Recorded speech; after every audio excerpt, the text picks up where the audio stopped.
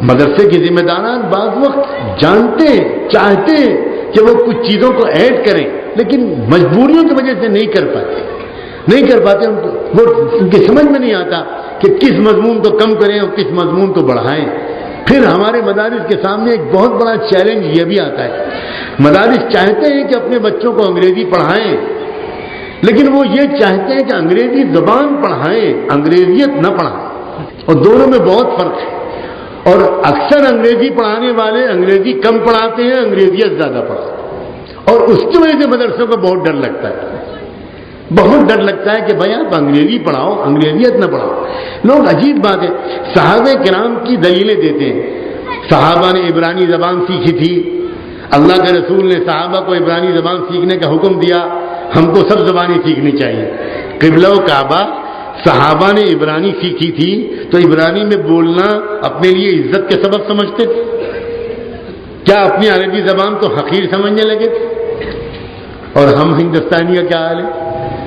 اللہ اکبر، چاہے اسپیلنگ نہ جانتے ہو مگر تھینک یو اور ساری ضرور رٹتے ہیں، چاہے وہ اسپیلنگ نہ جانتے، وہ کسی نہ کسی طرح وہ سوٹ سلوا لیں گے اور ٹائی لگا لیں گے اور ایک کڑوا تیل اپنے بال میں لگا لیں گے اور لگے گا جیسے ابھی جارج بش آ رہے ہیں۔ یہ جہالت کی باتیں ہیں، یہ بالکل جہالت کی باتیں۔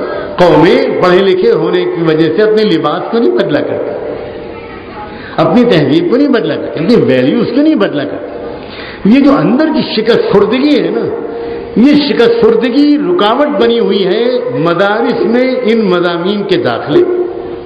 کاش کہ بڑی تعداد میں ان مضامین کے پڑھے ہوئے نوجوان وہ ایسے ملے مدارس کو جن کا لباس، جن کی وضاقت اور اس سے زیادہ ان کا باطن، ان کے اندر کا قلب کی کیفیت وہ علماء کی یاد دلا دے، صالحین کی یاد دلا دے، اور کوئی دیکھنے میں پہچان نہ پائے کہ یہ شخص انگلش لٹریچر کا اتنا بڑا ماہر ہے۔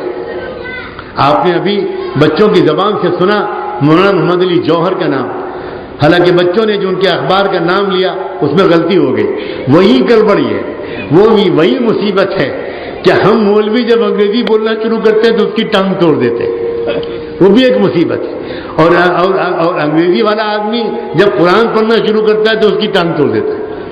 یہ کیا ہے؟ یہ ادھورا پن کیوں ہے؟ اس سے بڑی سبکی ہوتی ہے، بہت اس کی وجہ سے بدنامی ہوتی ہے۔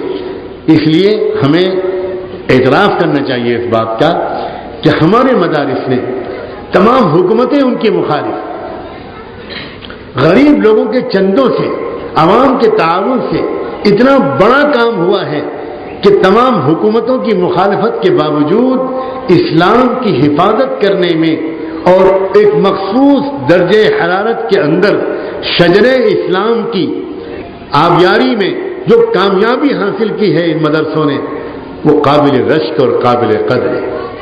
اس لیے آج کی اس مجلس میں میں نے تھوڑا سا گفتگو سیرت النبی کے بارے میں بھی کی تاکہ اندازہ ہو کہ وہ معاشرہ جو محمد الرسول اللہ صلی اللہ علیہ وآلہ وسلم نے بنایا تھا وہ کیسا معاشرہ تھا۔ اس میں دو چار اللہ والے نہیں تھے، پورا معاشرہ، اس کے مرد، اس کی عورتیں، اس کی بچیاں، اس کی بہویں، اس کے بوڑھے، اس کے جوان، اس کے امیر، اس کے غریب، اس کے مزدور، اس کے کسان، اس کے فوجی سپہ سالار، اس کے شعراء، اس کے ماہرین سیاست، اس کے ماہرین عدلیہ، سب کے سب ایک تقوی کے سانچے میں ڈلے ہوئے لوگ، آئیڈیل لوگ تھے، بہترین انسان تھے۔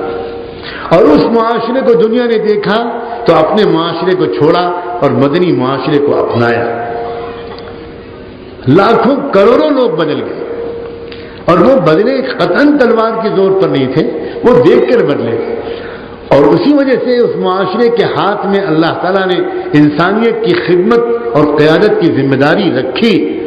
لیکن جب وہ معاشرہ ہی بگڑنے لگا، اس کے حکام عیاش ہو گئے، اس کے علماء آپس کے اختلافات میں الجھ گئے، تنگ نظر ہو گئے، اس کے غرباء چور اور ڈاکو بن گئے، حسد میں مبتلا ہونے لگے، امیروں سے جلنے لگے، وغیرہ وغیرہ، اس کی عورتیں ناچ گانے میں لگ گئیں، اپنے جسم اور حسن کو اپنے شوہر کی امانت سمجھنے کے بجائے ہر بد نظر کے حوالے کرنے لگی۔ جب یہ صورتحال پیدا ہو گئی تو اللہ نے کہا you no longer deserve to be on command, اب تم کو حق نہیں ہے کہ ڈرائیونگ سیٹ پر تم بیٹھو اور دنیا کی کمانڈ اینڈ کنٹرول تمہارے ہاتھ میں ہو. اسٹیپ ڈاؤن، نیچے اترو. چنانچہ مسلمانوں کو نیچے اتارا گیا. اور اب وہ زمانہ ہے کہ ایک مرتبہ پھر الحمدللہ. ہاں، اگر میں یہ بیان کرنے سے رہ جاؤں گا تو مجھے بعد میں حسرت ہوگی. شاید میں اس مضمون کو کل بیان کروں. ایک خوشخبری سنانا چاہتا ہوں، لیکن تفصیل اس کی کل یا پرسوں بیان کر پاؤں گا. وہ یہ کہ دنیا اب واپس آ رہی ہے. پوری دنیا اس وقت ایک دوراہے پر کھڑی ہے. The world now stands at crossroads. دوراہے پر دنیا کھڑی ہے. اس وقت دنیا ایسی ہے کہ ساری تہذیبیں ناکام ہو چکی، ٹوٹل فیلیور ہے. Economic system fail, law and order کا سسٹم فیل، کرائم کنٹرول فیل، ہیومن ریسورسز مینجمنٹ فیل، فائنینشیل ریسورسز مینجمنٹ فیل. اگر مجھے موقع ملا اور یاد رہا اور کوئی مناسب محفل نظر آئی تو میں اس کی ظواہر پیش کروں گا. کیا مطلب ہے ہیومن ریسورسز کے فیلیور کا؟